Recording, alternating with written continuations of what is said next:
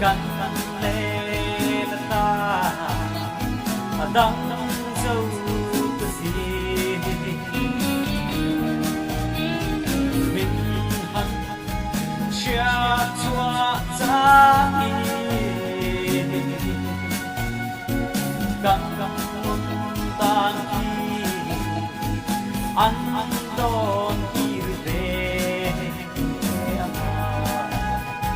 anh ale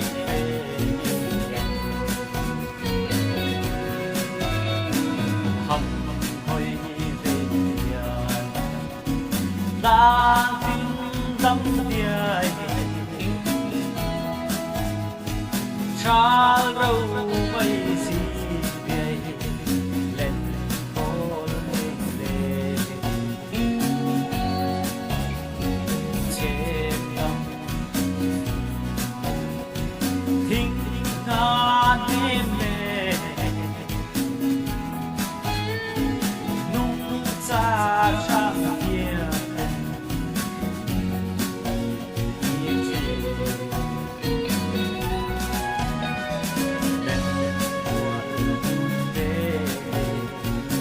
bình về dài cận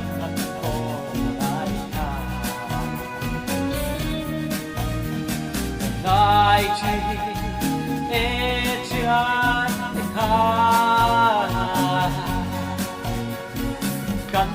lên ta đang dâu cái gì mình hằng cha chua giá đi cắn ta ang don irbe ama lebe